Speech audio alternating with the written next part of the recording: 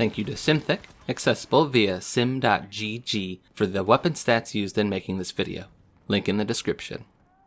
Hello, this is another entry into a series I've been calling Final Meta, an exploration into Battlefield 5's infantry weapons following its final content release.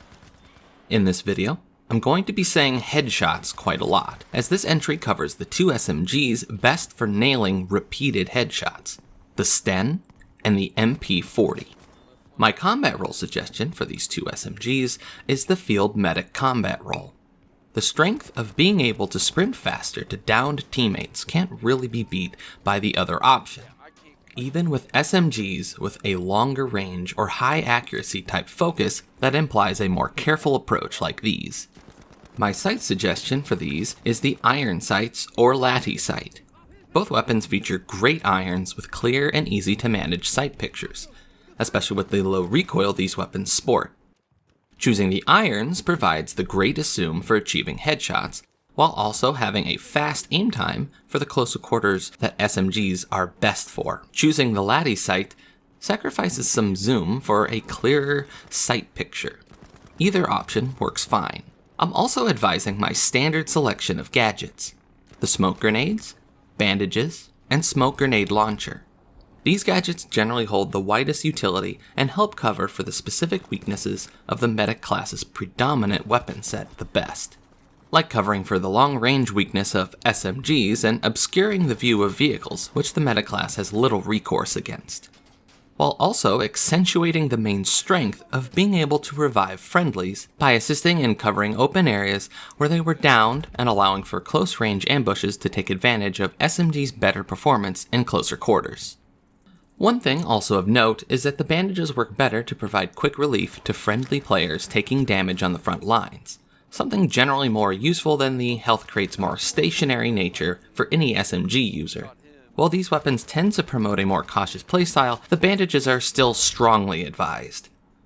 My sidearm suggestion for both of these guns is the Ruby. This is mostly because the two long-range sidearms, the Wellrod and Model 27, don't offer anything in terms of time to kill, accuracy, or ballistically compared to these two SMGs' performances anyway. And while they will rarely need a fast swap pistol as a result of their very good ammo reliability, you might as well go for such a pistol for the rare instances you'll need it, but also one that shares a nearly identical damage profile and similarly low recoil. The melee suggestion for both is a hand tool. This is because the damage profile of these SMGs are the same as most, where 2 landed body hits or 1 headshot in close range provides a 1-hit finisher with the hand tool. And in particular, this does come in handy with these weapons, since their close range time to kill is near the bottom for SMGs. The upgrade tree suggestion for both guns is the same: right, right, left. This results in quick aim, ported barrel, barrel bedding, and recoil buffer.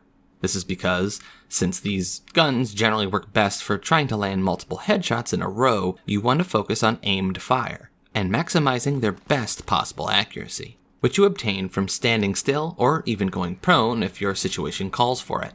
Since the weapons lack a lightened stock as an option, custom stock serves little purpose, as a creeping slow aimed movement speed rarely results in an effective dodge, and you are simply undermining the weapon's overall strength of accuracy by playing that way anyway.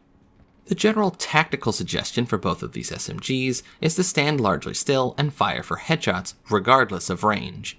This means you are typically better off getting the jump on your opponents, or are simply very confident in your aim. You can further maximize on this by crouching or going prone and further minimizing the recoil for extra long-range headshots.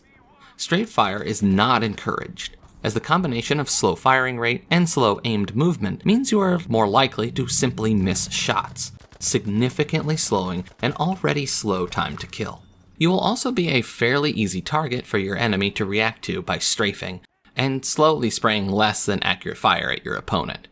If you must strafe because of an emergency, I'd suggest hip fire instead, while you attempt to reach cover to then re-attempt a safer engagement, where you can stop and take aim. In general, these SMGs are probably among the few that naturally work well from middle to even potentially long ranges, assuming your target has no cover they can realistically reach. The only notable differences between the two is that with the STEN, you are punished less for mag dumping in terms of its empty reload, have a slightly faster bullet velocity, and are also less punished by sustained fire in terms of its recoil. This makes it arguably the more specialized for this precise longer-ranged tactic. Whereas the MP40 has a faster tactical reload, but worse empty reload, as well as a slower bullet velocity and a steadily increasing recoil as you sustain fire, making it better for controlled bursts, more frequent but quick reloading, and perhaps an increase in somewhat close-ranged engagements. The time to kill for both of these SMGs is actually the second worst of the entire category for close ranges. The only thing slower would be the ZK-3A3 without the light bolt upgrade, and there are only a handful of SMGs that are slower at long range.